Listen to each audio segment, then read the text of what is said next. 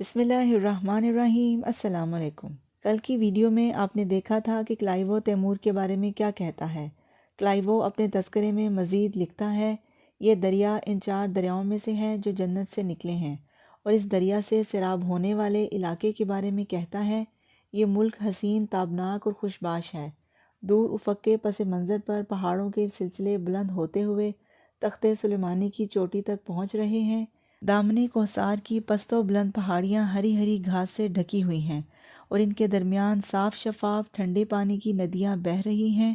اس سرسبز پہاڑی خطے میں چرواہے بھیڑیں چراتے پھرتے ہیں، اور اس سے ذرا نیچے دیہات کے قریب جہاں گھاس زیادہ گھنی ہے، مویشیوں کے ریوڑ چر رہے ہیں۔ دریا چونے کی چٹانوں میں بل کھاتا ہوا تیز بہہ رہا ہے۔ ہموار علاقے میں پہنچ کر شہتوت کے درختوں اور انگور کی بیلوں سے پٹی ہوئی وادی میں اس کی رفتار دھیمی پڑ جاتی ہے۔ یہاں اس میں سے چھوٹی چھوٹی نہریں نکالی گئی ہیں جو دھان، تربوز اور جو کے کھیتوں کو سیراب کرتی ہیں۔ جہاں تہاں رہڑ چل رہے ہیں جو اپنی روح سے سنسان فضا کے سکوت کو توڑتے رہتے ہیں۔ اس کے ساتھ ہی پانی نہروں کی سطح تک بھی پہنچاتے رہتے ہیں۔ اس دریا کو دریائے آمو کہتے ہیں۔ یہ صدیوں سے ایران اور توران یعنی شمال اور جنوب کے درمیان حد فاصل ہے۔ اس کے جنوب کی جانب خراسان ہے، جس کے فارسی بولنے اور کھیتی باڑی سے گزر اوقات کرنے والے عمامہ پوش باشندے متمدن، مہذب اور ایشیائے قدیم کے شریف طبع درویش صفت لوگ ہیں۔ دریا پار شمال کی طرف توران ہے، جس کی نامعلوم گہرائیوں سے گھوڑے اور مویشی پالنے اور خود نما ٹوپی پہننے والے خانہ بدوش ابھرے تھے۔ اس دریا کے سوا اور کوئی حد فاصل نہیں ہے، اسی لیے اس سے شمال کی طرف واقع سرزمین کو ماورالنہر یعنی دریا پار کا علاقہ کہتے ہیں۔ سمرقند جانے کے لیے مسافروں کو یہی دریا عبور کرنا پڑتا تھا۔ دریا کے اس طرف پہلے شاہ بلوط کے گھنے جنگل سے گزرنا پڑتا تھا، پھر بھربھرے پتھر کے 600 فٹ اونچے پہاڑوں کی تنگ گھاٹی کا درہ آتا تھا، جس میں آواز کی بازگشت آواز نکالنے والے کا مضحکہ اڑاتی معلوم ہوتی تھی۔ اس کا نام باب الحدید تھا کیونکہ اس کے تنگ و تاریک راستے سے 2 سے زیادہ اونٹ ساتھ ساتھ نہ گزر سکتے تھے۔ یہاں 2 محیط پہرے دار کھڑے رہتے تھے جو مسافروں کے چہروں کو بغور دیکھتے تھے۔ یہ پہرے دار قوی الجثہ ہوتے تھے، ان کی چھدری مونچھیں ان کی ٹھوڑیوں پر جھکی پڑتی تھیں، آہستگی سے بولتے اور الفاظ کو طول دے کر ادا کرتے، جیسے ہر لفظ سوچ سوچ کر بولا جا رہا ہے۔ ان کے جسم پر باریک کڑیوں دار زرہ اور سر پر خود پر گھوڑے کی دم کا ترہ ہوتا تھا۔ یہ ماورالنہر کے سرحدی محافظ تھے۔ باب الحدید سے گزرنے کے بعد جس جگہ پہلی سرائے آتی تھی وہ نہایت زرخیز اور شاداب تھی۔ وہاں ایک چھوٹا سا دریا اس طرح بہتا تھا جیسے اسی خطے کے لیے مخصوص ہے۔ اس کے چاروں طرف پہاڑ کھڑے تھے اور گردا گرد پانی سے بھری ہوئی خندق تھی۔ اس کا نام شہر سبز تھا۔ اس پر پہلی نظر انجیر اور خوبانی کے پھولوں سے لدے ہوئے درختوں سے گزر کر اندرون شہر کے مزاروں کے سفید گنبدوں اور نیزوں کی شکل کے میناروں پر پڑتی تھی جو پہرے داری کرنے کے کام بھی آتے تھے۔ تیمور کی پیدائش اسی شہر سبز میں ہوئی تھی اور اسے اس سے بے حد انس تھا۔ اس کا گھر لکڑی اور کچی اینٹوں کا تھا۔ چہار دیواری کے اندر صحن میں ایک چھوٹا سا باغیچہ بھی تھا۔ مکان کی چھت ہموار اور منڈیر دار تھی، جس کی اوٹ میں ایک بچہ شام کو چوری چھپے لیٹ کر کھیتوں سے لوٹتے ہوئے مویشی اور بھیڑوں کو دیکھ سکتا اور مؤذن کی صدا سن سکتا تھا۔ یہاں دراز ریش لوگ جو کھلے عبا پہنے ہوتے تھے برابر آتے رہتے تھے۔ وہ اپنے غالیچے بچھا کر ان پر دراز ہو جاتے اور قافلوں کی آمد و رفت اور دیگر اہم واقعات کے ذکر اذکار کرتے رہتے۔ جنگ کا ذکر تو ہمیشہ ہی کرتے، کیونکہ جدال و قتال کا سایہ اس شہر پر ہر وقت پڑتا رہتا تھا۔ تیمور یہ فقرہ اکثر سنا کرتا تھا، مرد کے سامنے صرف ایک ہی راستہ ہوا کرتا ہے۔ اسے اس عمر میں اور باتوں کی تو زیادہ سمجھ نہ تھی، البتہ بزرگوں کی زبان سے نکلا ہوا ہر لفظ اس کے لیے قانون ہوتا تھا، مگر نوجوان بڑوں کے الفاظ سے بھی زیادہ ان کے ہتھیاروں کی طرف توجہ دیا کرتے تھے۔ ان نوخیز بہادروں کے نزدیک تلوار کی دھار کی تیزی اور نیزے کی سان رکھی ہوئی انی زیادہ قابل توجہ ہوتی تھی۔ یہ لڑکے گھوڑوں کے ساتھ پل کر جوان ہوتے تھے۔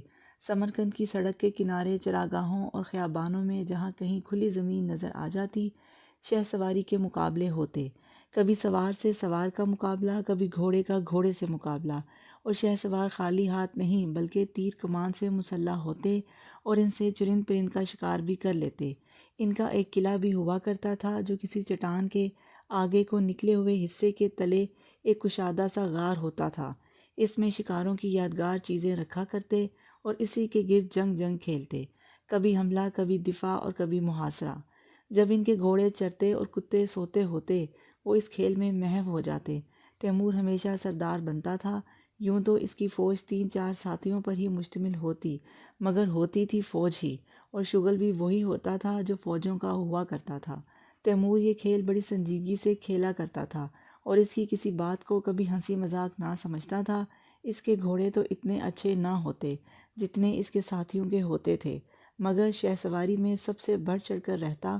اور پھر جب یہ لڑکے اتنے بڑے ہوئے کہ انہیں شکار کے لیے سچ مچ کی تلواریں دی گئیں تو تیمور ان تلواروں کے استعمال کے معاملے میں بھی سب کا استاد بن گیا۔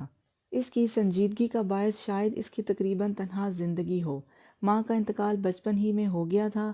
باپ جو قبیلہ برلاس کا سردار تھا اپنا وقت ان سبز پوش بزرگوں کی صحبت میں گزارا کرتا تھا جو بیت اللہ کا حج یا مقدس مقامات کی زیارت کر کے واپس آتے تھے، مگر زندگی میں تنہا ہونے کے باوجود تیمور کبھی تنہا ہوتا نہ بیکار رہتا۔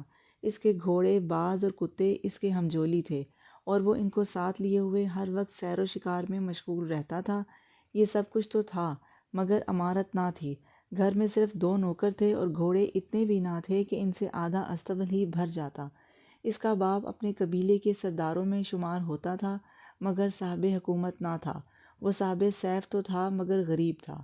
نوجوان تیمور جی بھر کر سواری کرتا اور اکثر اپنے قلعے میں بیٹھا سمرقند کی اس سڑک کی طرف دیکھا کرتا جس سے دولت مند ایرانی تاجروں کے قافلے گزرتے تھے۔